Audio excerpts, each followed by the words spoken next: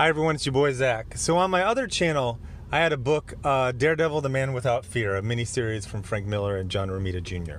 And I read the book, and for like 7 months, I couldn't review it because I liked the book so much that I was basically like, the video has to be perfect. And finally, after 7 months, I was like, whatever, I'm just gonna put out whatever video because this is ridiculous. I'm like, not even reviewing it. And then I put out the video, and actually people did say it was one of my best videos. But it did take me like 2 hours to edit it down. So I don't have time for that, typically. So I have all of these topics where I was like, oh, one day I'm gonna do it. Not today. Today's the day. Today is one day. So there's this whole group of YouTube comedians that I absolutely love. And one of the frustrating things is I'm not sure what to call them. They all they don't kind of know each other. Like, they literally know each other. They will appear in each other's videos. Although one time it was literally by phone. It was like cutting together and then like, that's a whole, whatever. But one of the things you typically want when you're describing something is a name for it. Or you come up with a name. And I got nothing. They're just like the YouTube bro channels, I guess I'd call them. So there's a whole bunch of them. And they are in what I would call different tiers. So you have Trevor Wallace, and he's like the top. You got Trevor Wallace, Long Beach Griffey. Oh gosh, I'm blanking. Caleb City.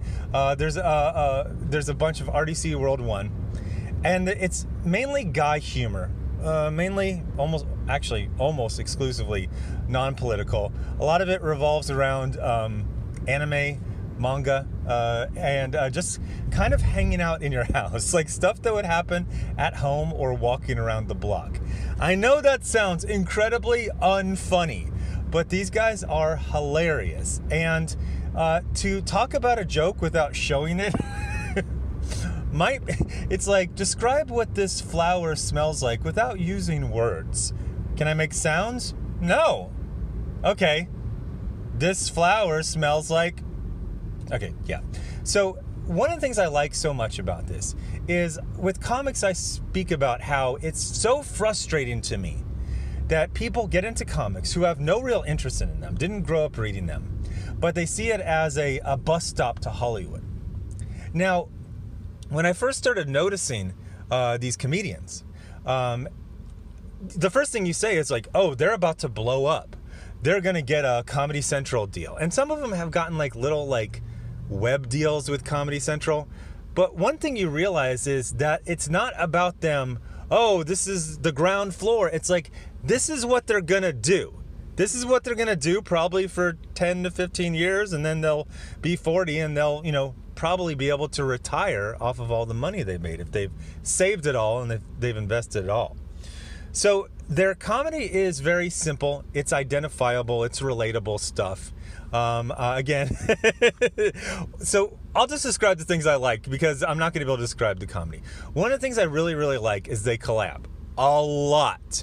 In fact, sometimes they'll do bits where it's like, it's a character and they're talking to a cameraman and you'll hear the voice and you're like, wait, that's Sir Spence.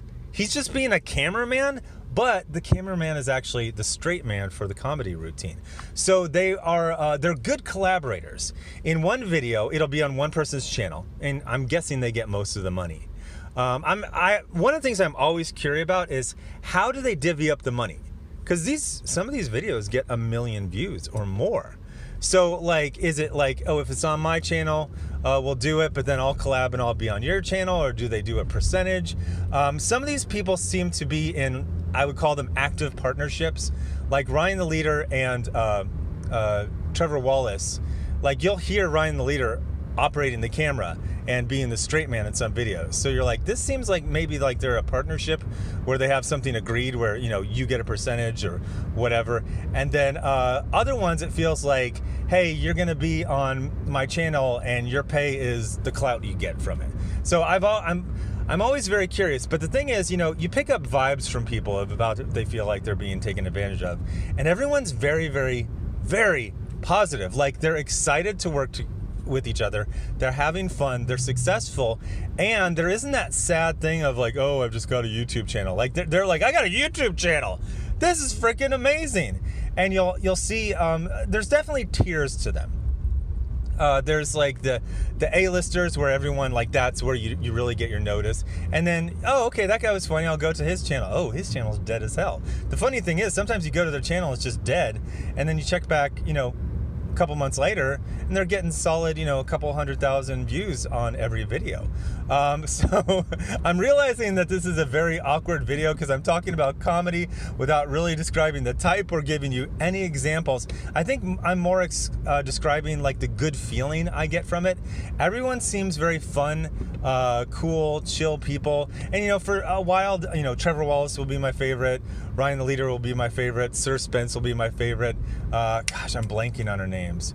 She does Anna something. Sorry, I'm driving and I'm blanking on her name. But sometimes you see someone, they're like a guest star, and then they start, blowing up themselves, and it's really cool. They all seem to live in the LA area. Although, some of them, there's Gus something, and he's got a fantastic channel, and he seems to live in LA, but go back to like Wisconsin a lot. Like a lot of his videos are shot in Wisconsin.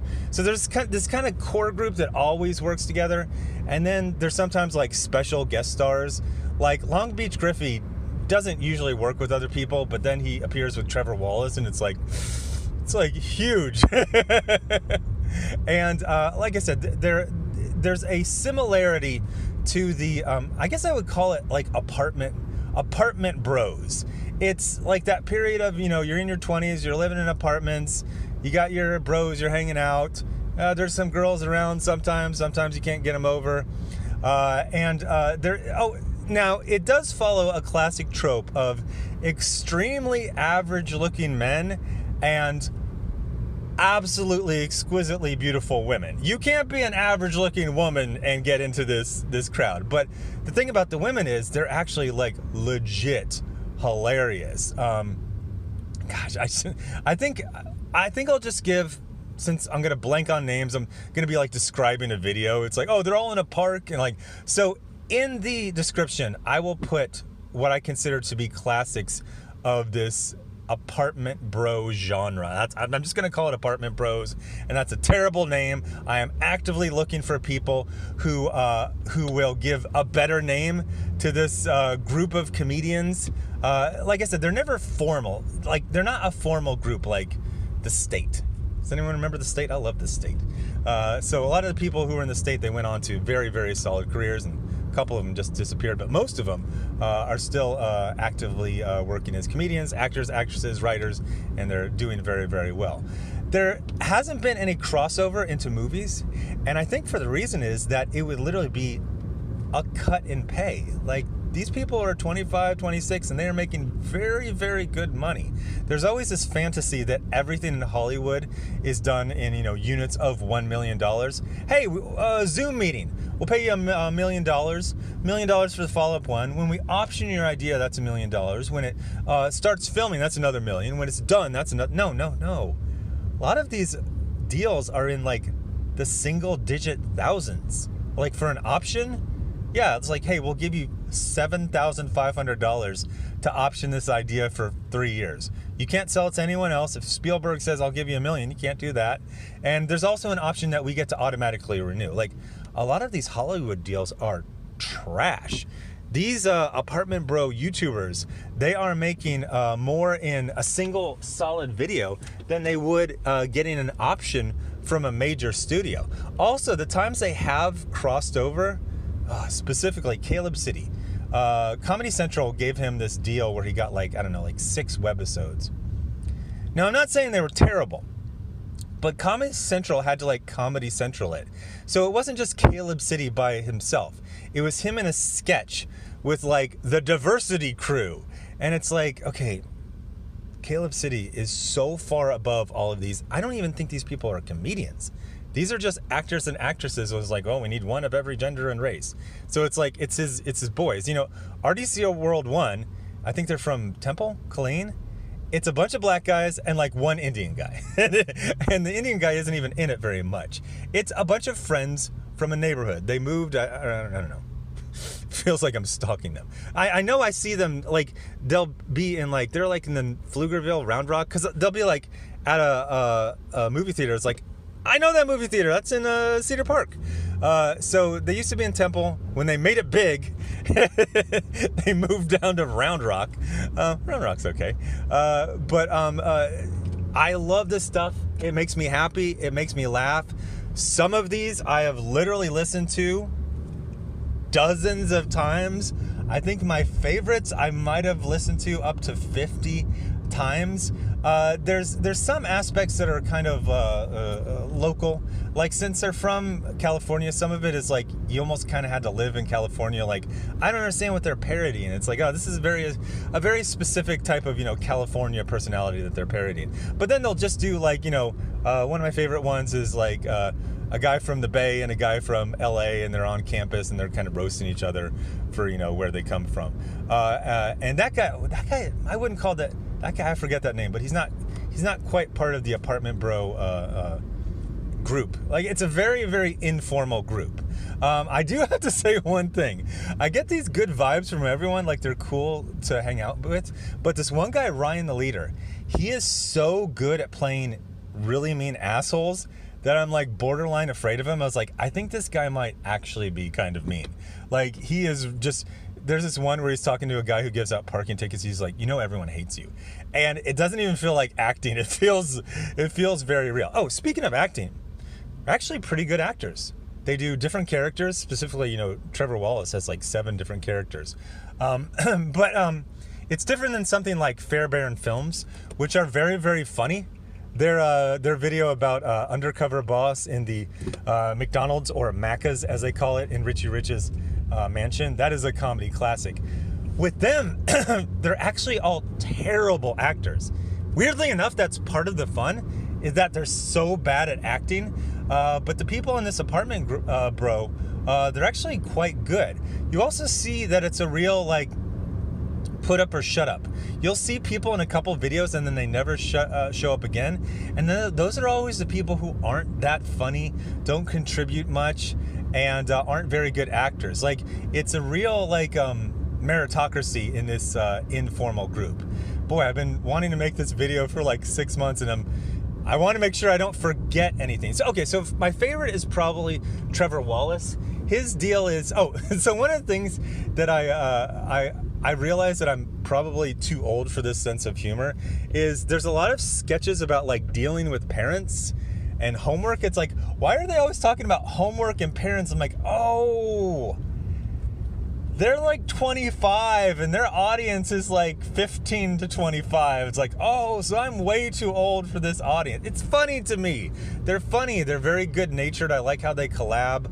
I like how it's like this kind of like fun meritocracy. It's like, hey, you can be on my video, but you better be funny as hell. Oh, you're funny as hell. Let's work together. And you'll see some people kind of come in from the periphery, and then all of a sudden they're in everyone's videos because they're freaking hilarious. I would say kind of like Sir Spence. He kind of used to be like on the outskirts, and now he's in a lot of stuff. He did a video about like corporations during Pride Month that is like freaking perfect. So I'm gonna wrap this up. I'll put links in the description of what I think are classic videos in this. I hate the name I came up with. Apartment Bros. It sounds like they fix apartments, which is actually one of their sketches with I didn't even mention Churdley's. So Churdley is kind of the, I don't know, he's like the uncle of this genre. He was there before. While most of these guys are like 25, he's like 30, which makes him old in this group. And even he kind of looks old. Like, he's got like really thin hair, and he plays dads a lot. I mean, a lot, because he looks older than the others. But he is probably, I would say, the most talented out of all of them. I don't watch as many of his videos because he'll do like these 10-minute videos of just like a squeaky voiced middle school character, and you're like, I kind of get it. Like, he just puts like so a lot of these, I forgot to mention this.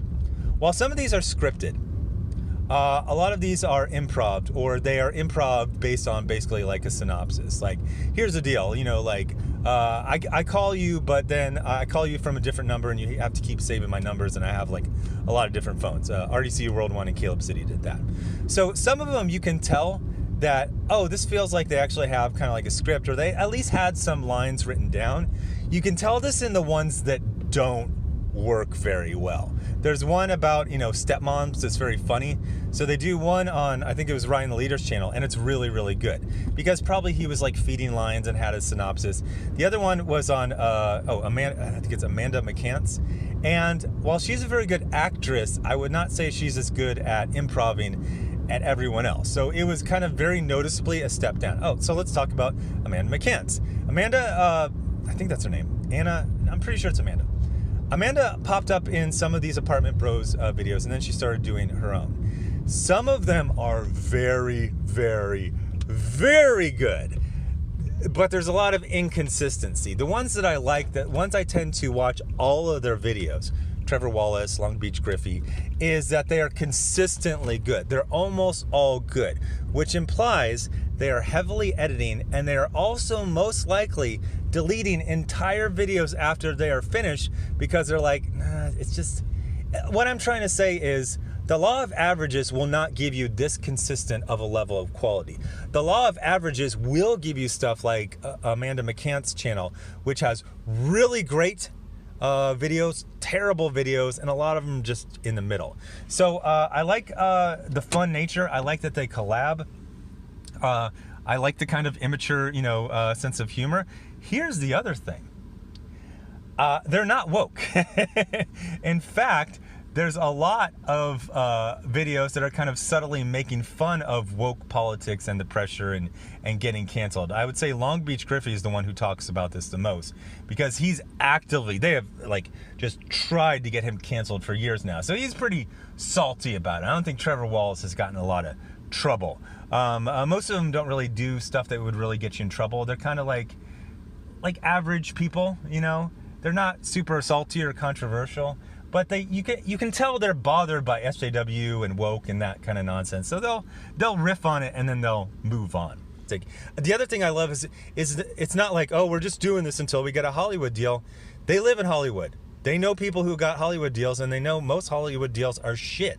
So they're just having fun on YouTube. They're 25 now. Like I said, I'm sure they'll do it for at least another 10 years or so, And then, by then they'll be married, they'll have kids, so their sense of humor will probably change, but there's no reason to go anywhere else. They are their own boss. They get to do essentially whatever they want. They get the lion's share of the profits. Why leave?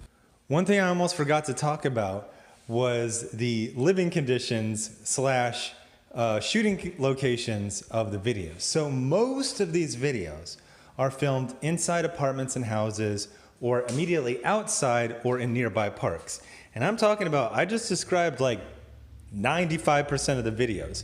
The interesting thing is to watch the progressions of all these channels as they get more successful, more subscribers, and more wealth. Almost all of the channels start in really, really crummy apartments. Then they will then go to a condo. Some of them start obviously like still living with their parents. Then they will go to a condo, then to a house, and eventually they end up in a no-shit mansion. A lot of the Ryan the Leader videos, now yeah, it could be a rented mansion, but it's still a rented mansion. Here's the funny part. Since they all tend to be at a place for maybe 6 months to a year, nobody ever unpacks.